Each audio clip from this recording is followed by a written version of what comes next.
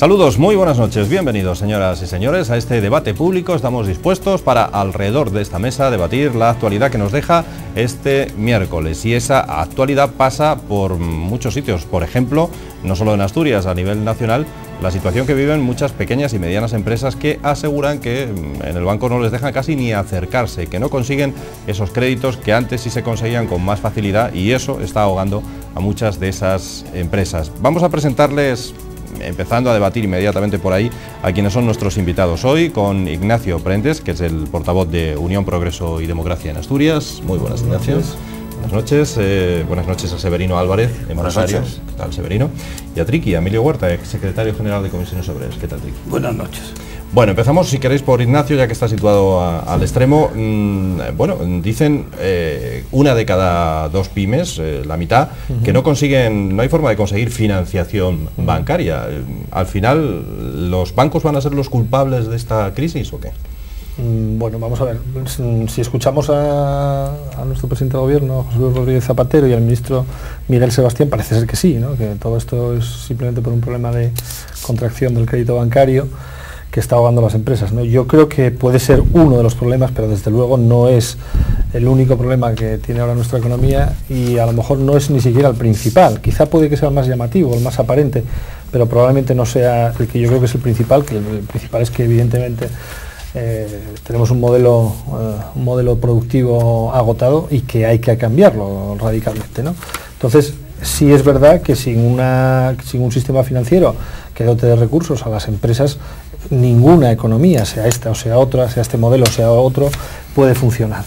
Pero también es cierto que uno de los problemas de por qué se ha llegado hasta aquí ha sido porque hubo un exceso de crédito en los últimos años que de alguna manera propició la existencia de burbujas como la burbuja inmobiliaria, y ese exceso de crédito hay que corregirlo. O sea que también es verdad que probablemente no todas las empresas, o digamos, no podemos continuar con las mismas alegrías financieras que teníamos hasta ahora.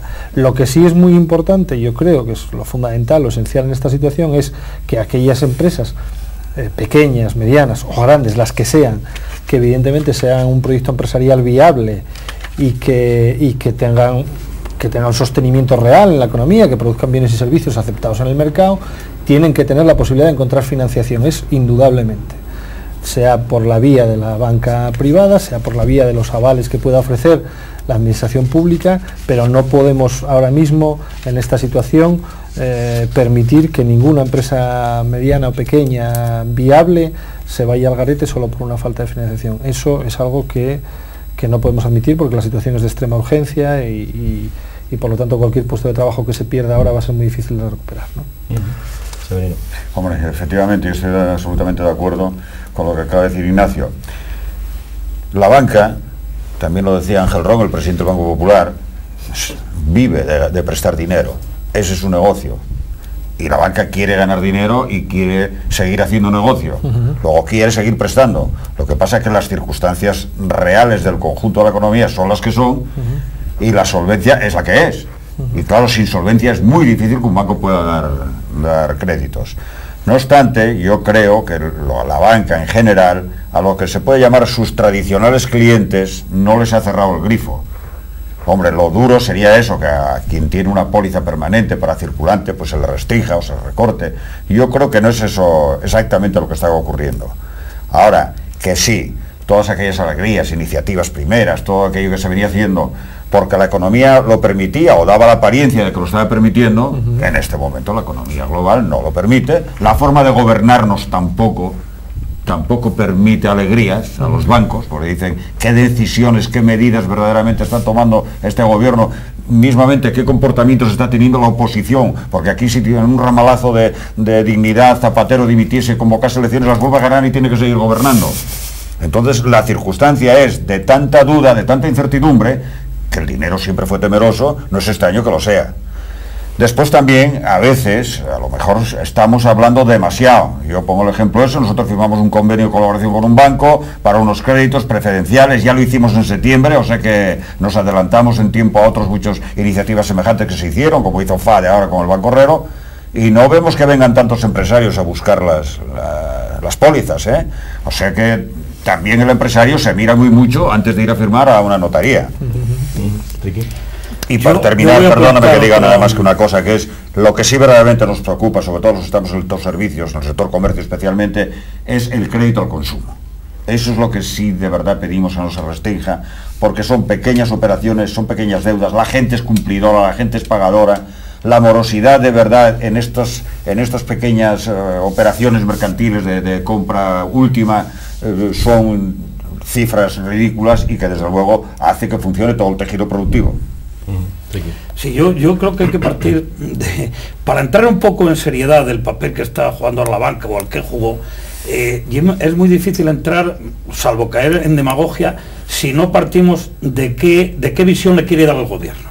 Entonces lo primero que hay que decir al gobierno es que, al margen ya de no querer reconocer la crisis, tardar lo que tardó y demás, cuando él ya empieza a dar dinero, que es lógico, un sistema financiero se hunde, o la banca se hunde, el sistema económico va todo al garete, y por lo tanto había que salvar a esa situación de falta de liquidez, había que insuflar millones, como hicieron en otros países, y había que comprar paquetes de tóxicos, aunque aquí eran saneados, porque hacía falta hacer esas operaciones que se hicieron en el resto del país. Pero, por ejemplo, cuando países tan liberales, como es Estados Unidos, el máximo, la cúpula, tuvo valentía de tomar, por ejemplo, ciertas medidas de cautela, de, por ejemplo, no permitir ciertos salarios a tal, no dejar que se dieran dividendos en ciertas circunstancias, etcétera, es decir, una parte más de control y demás, aquí se sacó pecho, y se dijo, no, hay que hacerlo todo, y oscurantismo puro, y no pueden saberse los nombres, quién van a las subastas, etcétera, etcétera. Pasa de esa situación a luego querer insinuar, después de aquella primera reunión, que yo hablé aquí ya en ese debate, que me recordaba cuando aparecía el rico en las viñetas, que era el clásico fumando el puro con aquella corbata y eso, y el Carpanta, el pobre ahí, ver a Botín, recachado allí, riéndose con aquellos tirantes, ninguneando al presidente, porque los hacen tanto como a mí, para querer dar el cambio luego y ponerlos ahí como si estuvieran en la escuela y decir, ahora os voy a meter yo en vereda. Y sale un ministro diciendo que va a haber mano dura y que si no van a intervenir y demás, pero sale hoy Pepiño diciendo que va a haber paciencia con la banca ilimitada. ¿Qué quiero decir con esto? Que se está haciendo mucha demagogia. Hay un dato que es real. Por más que diga Severino que bueno, lo consiguió y afortunado que lo conseguiste. Javier Gómez Navarro hoy, cuando habla, en representación de las cajas, de las cámaras de comercio, ya da un dato elocuente. Y dice, el 17% de las pymes de este país, que son 183.000, ante la negativa de la banca de financiar, de dar dinero, de obtener crédito, se van a ir al garete. Yo estoy convencido que sí. Y eso ya no lo duda nadie. Y del 80% de las que pidieron les costó mucho, incluso a los que eran preferentes, porque claro, ¿qué hablamos de preferentes? Cuando se vivió en un momento donde la banca derrochó el dinero, lo dio baratísimo, y daba tales facilidades, se quiere pasar ahora al péndulo contrario, sin haber, no, déjame terminar. Esos datos están ahí por las cámaras de comercio, están ahí por la patronal y demás. No se puede hablar de uno particular. Uno particular, no.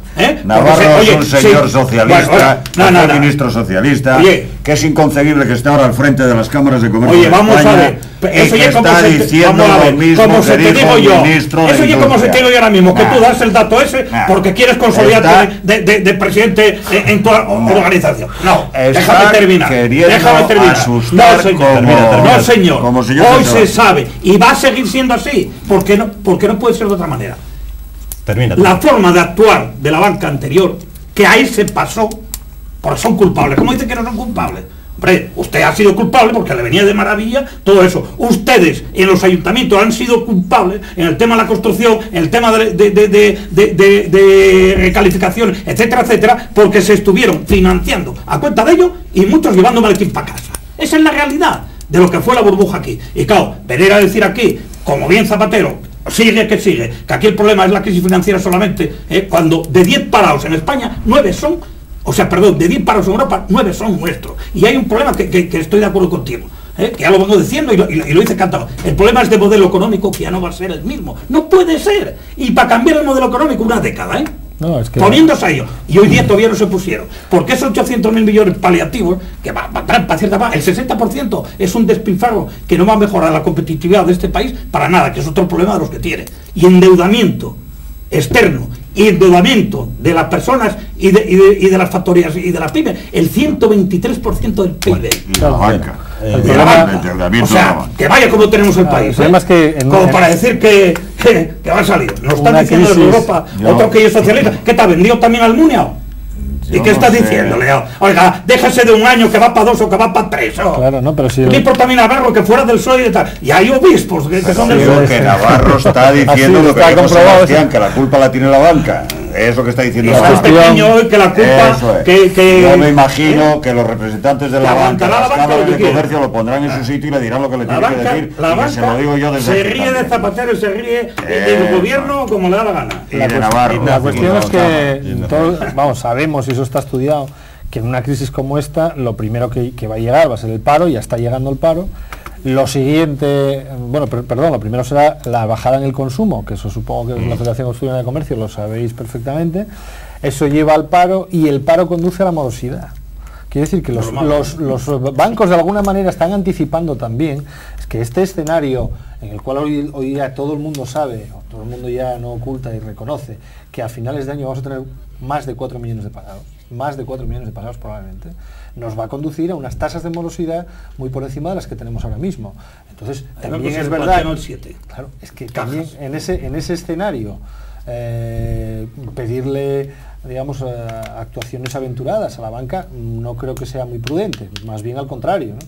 Entonces, el problema efectivamente es que estamos en un círculo vicioso. Esto casi es la tormenta perfecta. Se dan todas las circunstancias de una crisis económica muy grave, muy complicada, la más grave probablemente desde la Segunda Guerra Mundial, y a la vez y que de forma conjunta. Y además en España, y eso es lo que me interesa mucho incidir, porque este tema de la contracción financiera es real y hay que solucionarlo y hay que tratar que el dinero público que se está insuflando ahí en la banca llegue a las empresas y a los particulares, eso es verdad, pero en el fondo, y lo que acaba de decir Triqui ahora me parece muy importante, es que hay que cambiar el modelo productivo. O sea, todavía hace poco se reconocía, o sea, exultantemente por parte del gobierno, pero no solo por parte del gobierno, también por representantes del PP, que España había creado durante la última década el mayor número de empleos de toda Europa, absoluto, vamos, de forma absoluta, de forma como lo queramos mirar, ¿no? O sea, pero también hay que ver qué empleos se crearon. Es cierto, qué empleos se crearon. Se crearon fundamentalmente en la construcción y en el turismo. Claro. Es decir, empleos absolutamente inestables, endebles, que ya lo hemos visto, que a la primera embestida de la crisis se han ido todos al garete. Entonces, en un momento en el que todo el mundo sacaba pecho, y cuando digo todo el mundo, digo tanto el gobierno del PSOE, que en este caso ha continuado estrictamente la política que traía anteriormente el Partido Popular, porque no hizo otra cosa, como los gobiernos del Partido Popular sacaban pecho diciendo que estamos creando más empleo que en Europa, nadie se paraba a pensar qué tipo de empleo era y qué modelo de economía estábamos construyendo. Hemos visto que estamos construyendo un modelo de economía con unos pies absolutamente de barro, vamos, estamos construyendo en la arena, y ahora, desde los escombros, o empezamos a construir algo nuevo y diferente, o si no, pues seguimos empeñados en estas batallas, saldremos no en 2, sino en 4, en 5 o en muchos años.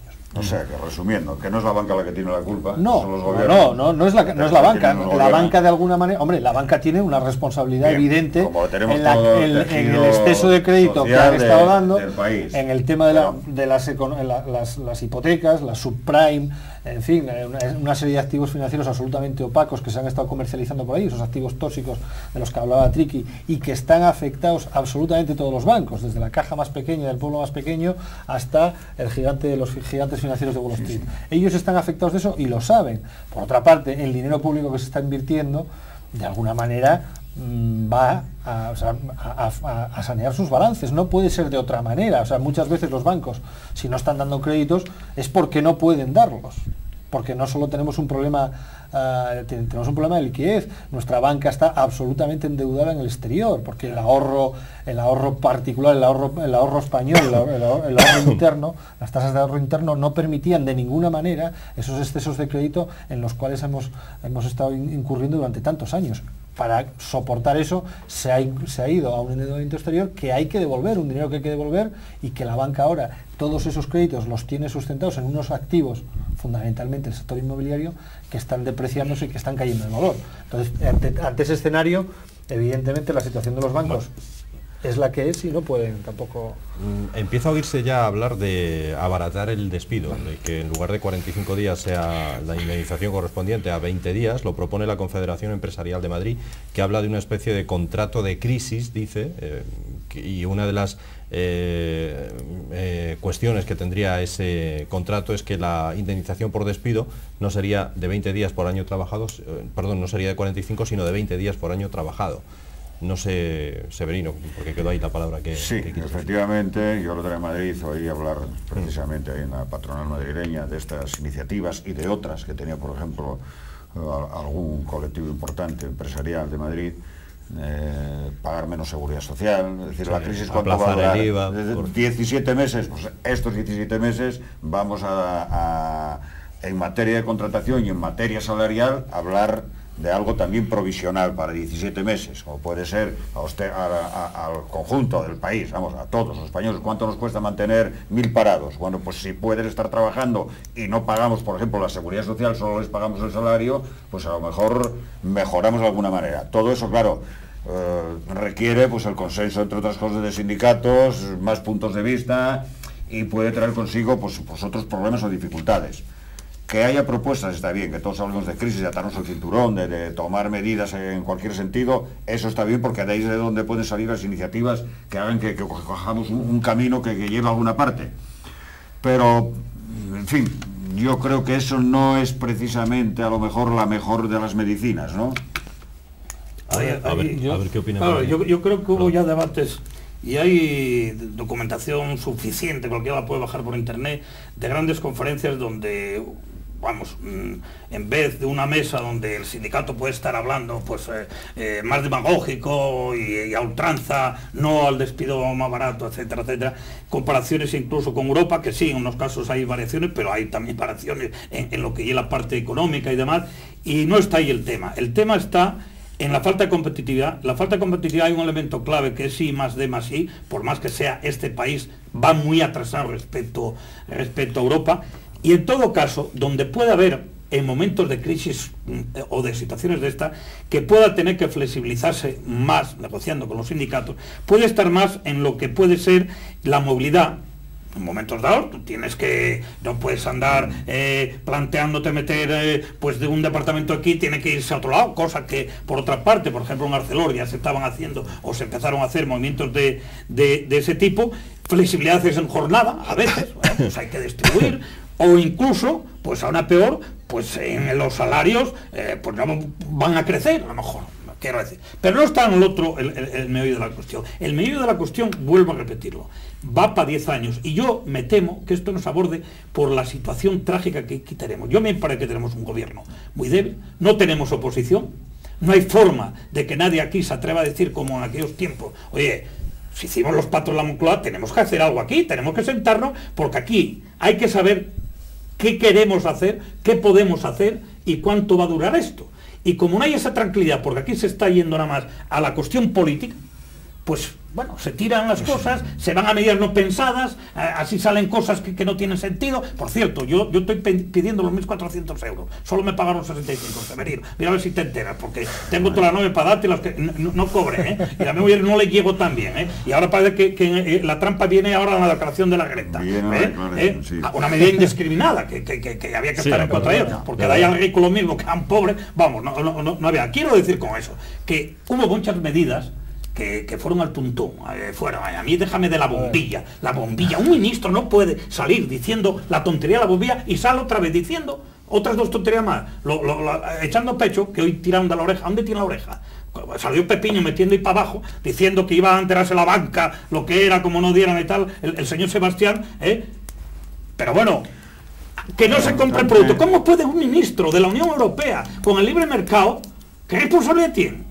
Oye, que lo dijimos un sindicalista de aquellas épocas que podemos decir, oye, pues aquí a comprar la leche de la asturiana y no comprar de la. Y luego decían las paisanas, sí, tú di lo que quieras, pero yo voy al supermercado que soy la que compro y estoy mirando esta leche que está fundamental, buenísima y mucho más barata. ¿Cómo se puede decir esas tonterías?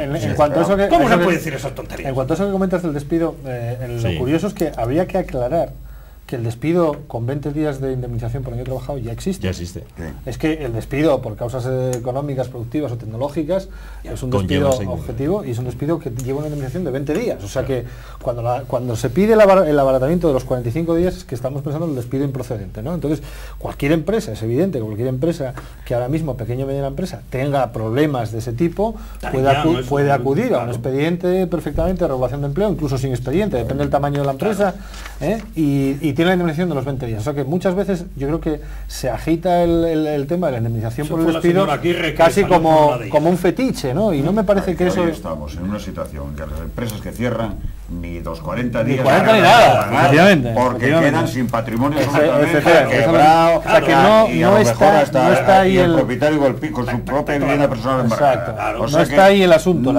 Pero sí es verdad que lo que tú dices del gran acuerdo nacional, tal, hay gente que lo dice, hay gente que lo decimos, que lo estamos diciendo, ya se está hablando, y que lo decimos de coalición, y que lo estamos diciendo en el Parlamento Nacional. Hay gente que dice esas cosas en el Parlamento Nacional. Nosotros tenemos una diputada en el Parlamento Nacional y en el debate de los presupuestos, uno de sus puntos principales era que esos presupuestos eran unos presupuestos que, ante la situación de emergencia en la que estamos, lo primero que requerían en un gran pacto nacional, una renegociación, un diseño. Y entre todos diseñar lo que queremos. Un diseño de país, ni más ni menos. Tú hace muchos años que te vengo oyendo, en Asturias no hay diseño de región, en Gijón no hay diseño de ciudad. Todo lo que decía, pero exactamente, pero ahí estamos.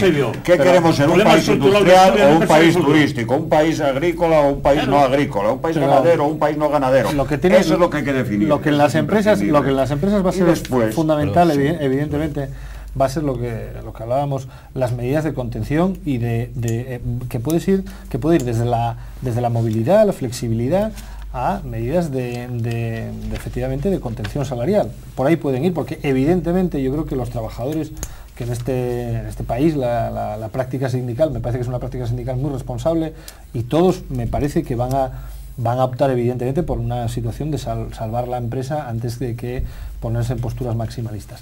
Pero ojo, yo creo que por donde va gran parte también, un punto central en el que hay que atacar la solución, no va solo con las empresas privadas. A mí me parece que donde hay que atacar fundamentalmente también es la propia administración, el empleo público, que de alguna manera es un empleo que tiene una dosis de estabilidad muy superior a cualquier empresa, y los empleados públicos tienen que, ante esa situación, hay que pedir esfuerzos, ¿no? Lo que pasa que es evidente que los sindicatos de la función pública tienen un peso muy importante y que muchos gobiernos no quieren enfrentarse contra esa patata caliente, ¿no? Pero vamos a tener que ir a situaciones en las cuales la contención en el gasto público va a llevar a tener que negociar primero con los propios trabajadores de la administración pública. Severino. No, y eso, y sobre todo, lo que yo digo rediseñar el país es eso, es decir, podemos tener 3 millones de funcionarios, podemos tener 17 autonomías, podemos tener 14 policías, todas esas cosas, que es donde hay que volver otra vez a planteárselo a lo mejor y decir, pues no, este país no tiene capacidad para esto. Porque estamos hablando también de que se puede salir de la crisis metiéndose en 60 millones de habitantes. Se reactivaría el consumo. Y después, ¿cómo les da sanidad, educación? ¿Con qué?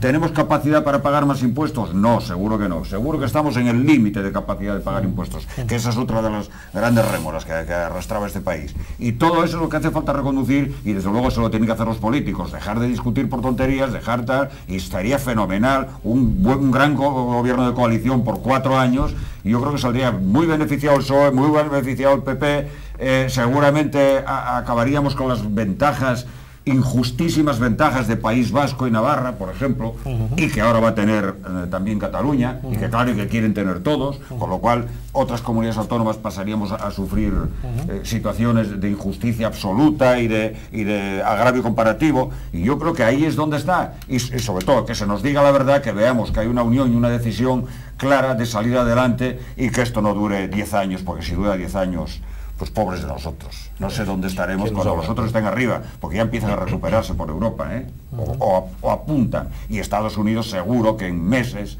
va a empezar ya a verse que sale de este marasmo. Que nos ayudará, por supuesto, tendrá que salir Estados Unidos y Europa y que algo nos rebote. Pero es que si nosotros cogemos este retraso, en 10 años no nos volvemos a poner a un nivel que nos permita, no sé, ir con la cabeza alta, aunque no sea más que eso, como país y como ciudadanos. Sí, vamos a ver, yo lo decía Ignacio, vamos a ver, yo creo que históricamente los sindicatos demostraron una responsabilidad, porque no habéis quedado otra remedios más, en momentos determinados de crisis. Y en ese sentido quiero decir, nunca se puede generalizar. Por ejemplo, yo nunca he visto, a no ser que tuviera algún loco, siempre los hay en todos los sitios, en una empresa para hacer una barbaridad de querer subidas del 4%, no sé qué, cuando el empleo corre peligro. A decir, cualquier sindicalista que tenga dos de frente, y lo vimos en reconversiones determinadas, no podíamos estar pensando en las cuestiones salariales cuando el problema era el empleo. Ante todo está el empleo y salvar el empleo lo máximo que puedas. A veces no puedes todo y tienes que estar negociando para llegar a acuerdo y tal, y ahí pierde poder el salario en ese momento, porque ante todo el empleo. Ya habrá otros tiempos para poder mejorar el salario. Pero, por ejemplo, hay sectores que unas empresas pueden permitirse subir, y otras no. Por ejemplo, yo acabo de leer, han subido el 4% FEMETAL. Bueno, pues será que pudieron y lo miraron. Yo cuando digo ERES, bueno, el ERE, hay que demostrar que el ERE es necesario para una situación de dificultades tremendas, correcto, que se determinan como tal. Y luego el ERE será de 100 trabajadores o de 50. Hay que negociar, porque hay también empresarios que, aprovechando las aguas turbias, dicen, oye, si puedo aquí salvar mucho más y voy a meter aquí mucho más, cuando lo estamos pagando todo, por una parte de lo que paga el Estado es de todos los días. Y luego, ejemplo, mira, yo parece, no sé, la FOR, leí el otro día, hay quien pide de patronal, a veces, que hay que moderar los salarios, bajar los salarios, pero los de ellos no los toca. Por ejemplo, me parece que en la FOR los altos directivos bajaron un 10%, bajaron los salarios. No es congelar como algún ayuntamiento que congela. No, congelan, no, bajen. Que son muy elevados, hombre, bajen. Y un 4% lo que era la masa de directivos de abajo. Eso, si dan un ejemplo, pues supongo que en su empresa, que está pasando unos problemas terroríficos, pues seguro que los trabajadores van a asumir su vida cero a lo mejor, porque ante todo van a defender el empleo, que es lo fundamental que se pueden defender. Y termino con otro, pues sí, Severino, que no quepa la menor duda que este país va a tener un década como mínimo, yo planteo como mínimo una década, para poder situar una economía en lo que debe ser competitiva, con el volumen de lo que tengamos, porque claro, el decir a 60 millones, ¿y dónde sacan los millones? ¿Qué ponemos a fabricar personas aquí por los inmigrantes, no sé qué? Porque hay otra cosa, a mí que me van a decir que yo voy a tener un hijo más porque me den 2.000 euros, esas tonterías que decía, con lo que cuesta la vida ir, a ver, haga el favor, eso, señor del gobierno, haga el favor, que si aquí llegó las familias a pasar de 8, 10, 12, en aquellas épocas de miseria, a 1 o a 2, porque quieren vivir bien. Acabamos el tema. Entre las medidas que comentabas tú, por ejemplo, hay una medida que puede ser la supresión del tema de los 400 euros, que yo creo que es una cuestión absolutamente inútil. Lo vemos ahora mismo que era una cuestión absolutamente demagógica e inútil. Otro asunto, por ejemplo, se suprimió el impuesto de patrimonio hace unos meses. Era un impuesto que, bueno, pues estábamos pagando y que se estaba pagando por aquellas personas que tienen capacidad para hacerlo, y ahí hemos perdido también una capacidad económica que va a hacer falta. Y luego, a mí me parece esencial, y tenemos que hacerlo ya porque además esto sí que lleva una década o más, el asunto de la educación. Ahora mismo es el asunto de la I+D+I, efectivamente, pero la ventaja competitiva que van a tener los territorios, los países, las comunidades autónomas, va a ser el material humano. Claro. Donde se compite ahora mismo es gracias a tener una mano de obra cualificada, experta en aquellos sectores que uno considere que van a ser competitivos, y tener una mano de obra cualificada y experta va a ser la diferencia en el futuro entre el progreso y el atraso. Y el problema es que nuestro actual sistema educativo es absolutamente inútil para eso. No es competitivo, y por lo tanto o acometemos el cambio del sistema educativo o la economía tampoco va a repuntar en esa década. Y el problema es que los cambios en el sistema educativo requieren dos cosas: acuerdo nacional, no se pueden hacer esos acuerdos que se están haciendo cambiando las leyes de educación cada 4 años, y segundo, requiere tiempo. Por lo tanto, cuanto más tiempo tardemos en acometerlo, más tiempo tardemos en salir. Bueno, si os parece, cambiamos de tema, por venirnos a Asturias y hablar de temas más locales. No sé qué os parece las declaraciones, últimamente todas las declaraciones las hace Gabino a la Nueva España. En Gabino de Lorenzo, alcalde de Oviedo, ha arremetido en esta ocasión contra sus propios concejales, de los que ha dicho que algunos merecen el premio mudo del mandato y otros parece que vienen a escribir poesía a los plenos. Hay que entender en qué tono lo dice Gabino, siempre es irónico es sarcástico, él dice que nunca pierde el sentido del humor, pero bueno, ahí lo deja, por si acaso, y la deja caer. No sé qué os parece a vosotros esto que ha dicho Gabino. Bueno, empezamos por variar, por bueno, yo al margen de que Gabino es cierto que siempre tuvo cierta ironía y desde su nacimiento, a mí me parece que en la época final de Gabino, digo final porque a mí me parece que Gabino de Lorenzo, por más que quiera disimularlo, salió muy tocado de las elecciones autonómicas. Yo creo que se creyó de verdad que era un dirigente regional, se creyó que iba a ganar, sinceramente, y llevó un palo pues tremendo, porque se pasó además sin hacer una campaña ajustada a lo que es Asturias, creía que saliendo desde los cuarteles de invierno suyos aquí de Oviedo, pues que eso iba tal, no conocía la región, diga lo que diga, esta región hay que conocerla, y el PSOE usó muy bien esa división que existe. Por dar una cosa sencilla, en el fútbol mismo, basta que saques un algo, ese de Oviedo, con algo de tal, cuaja en ciertos sectores ya de la población. Yo creo que hizo una campaña de desastre, fue frustrado tremendamente. Y Gabino, eso coincide en un momento que él sabe, diga lo que diga, que el Ayuntamiento de Oviedo está a cero, o sea, el Ayuntamiento de Oviedo estaba en un endeudamiento muy grande. Bueno, salva ahora un poco el momento por los 8.000 millones de tal, para tirar ahí, bueno, pues este año un poco en la cuestión, y yo creo que, no sé, me da a mí la sensación que Gabino está preparando pues la salida ya, ¿no? Y entonces en ese sentido, desde el punto de vista de términos políticos, es de total irresponsabilidad, y irrespetuoso, y incluso contra los de él. Pues si hay alguien que no habla, que no duerme, que los eche, porque yo no me lo explico, o que los coja, les meta vara, pero a mí me parece que es una humillación de las que tanto hace Gabino lo suyo. Hoy les hace a uno salir dando madera a no sé quién, tiene que decir a lo mejor hasta lo que no piensa, porque tienen que ser guana, y Gabino en ese sentido lo manejó a golpe de látigo. Diga lo que lo diga, lo siento por todos los concejales. Usó con el quiso a cada uno, a su forma y modo, y a tener que echar el pecho afuera de forma tal.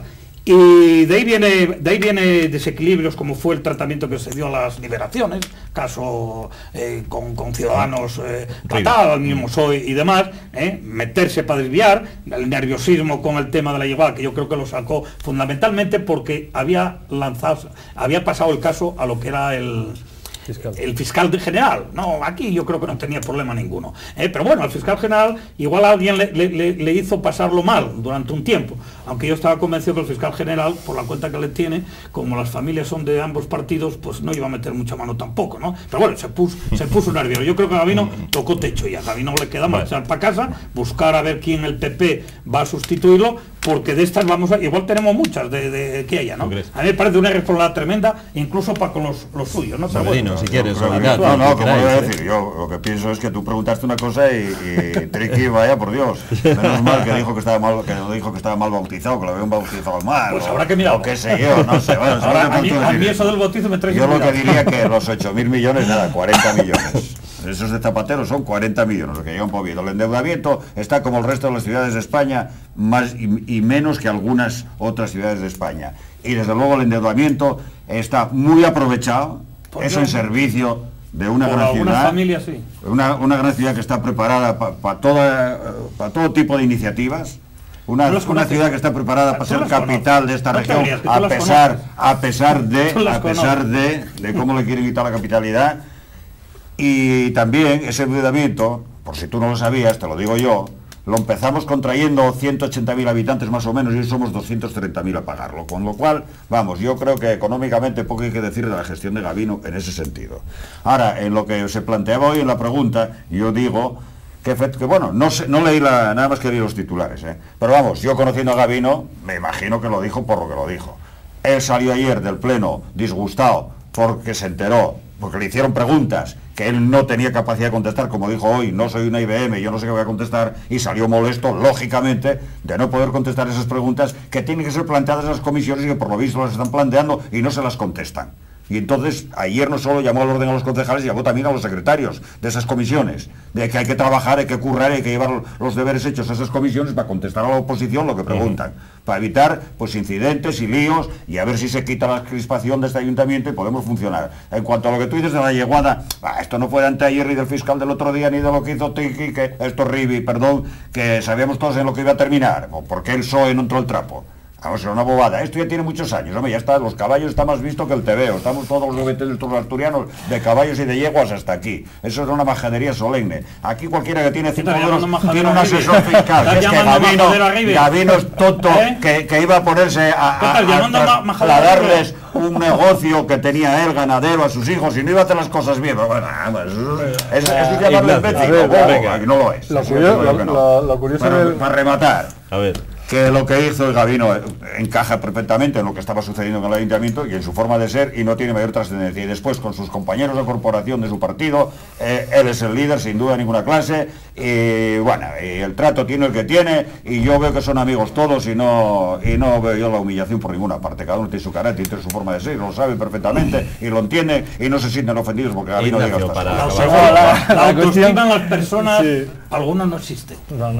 Bueno, para muchos que quieran trabajar en concejales del PP en Oviedo no. Bueno. Pero, a ver, la cuestión... hay cuestiones... Di la familia que conoce, todo lo de Asturias, todo lo englobado, el cesto. ¿Qué? Dilo. ¿Cuál? ¿Qué cesto? Bueno, a ver, por favor, aparte de los textos... Dime qué precisa, que te contesta lo que quieras contestar. Lo que yo creo que es que, claro, el problema es que Gabino de Lorenzo se sorprendió mucho por la situación del ayuntamiento. Claro, no debería de sorprenderse tanto, porque lo primero que uno tiene que, para conocer los expedientes y poder contestar, tiene que ir por el ayuntamiento. Y el problema es que, claro, la práctica esa de haberse desentendido de la actividad municipal, aparecer de vez en cuando exclusivamente por los plenos y demás, puede llevarse muchas sorpresas como la que parece ser desagradable que se llevó el otro día, ¿no? Pues un alcalde no tiene que estar en todo, Hombre, un alcalde tiene que ejercer como alcalde. Un alcalde tiene que ejercer como alcalde y tiene que está cobrando. Hablábamos. La alcaldía en la finca de donde tiene. Es una actuación, es donde lleva todo el mundo a dar los premios y la comida. Es una actuación muy es una actuación ¿Qué tuviste tú ahí? Lee la Nueva España, lee la Nueva España si te quieres enterar. Por favor. Es una actuación muy personalista la de él.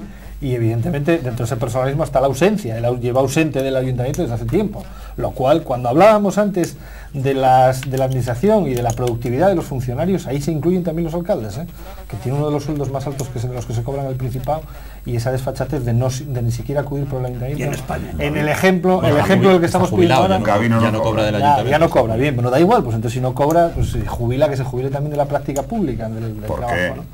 Bueno, no sé, en fin, yo creo que da muy mal ejemplo y luego puede llevarse este tipo de sorpresas.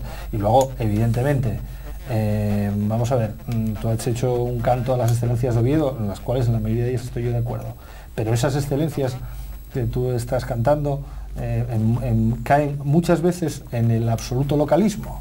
Y esa es la práctica municipal de Gabino de Lorenzo desde que llegó al poder, la exacerbación del localismo. Y ese es uno de los problemas de Asturias.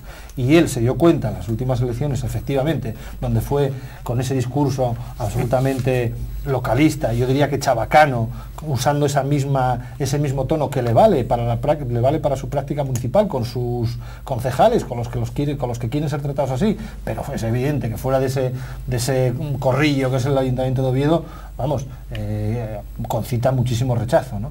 Y él tiene que darse cuenta de eso.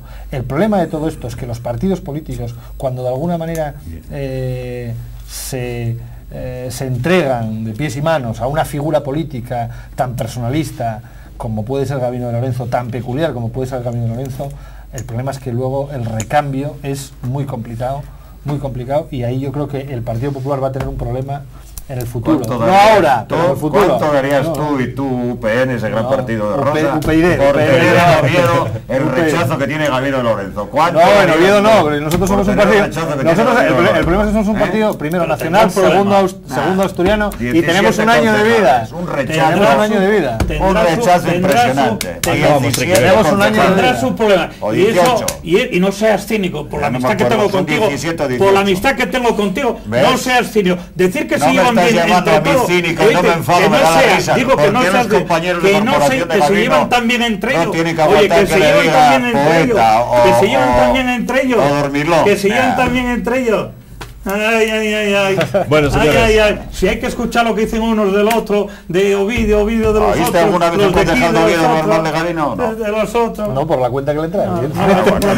Señores, Pero a la inversa sí. Acabamos A la así inversa muchas veces, ¿no? el debate público de hoy, muy animado, como han visto, sobre todo al final. Gracias por estar con nosotros y mañana volvemos para hablar de este o de otros muchos temas. Hasta mañana. Toda la subvención.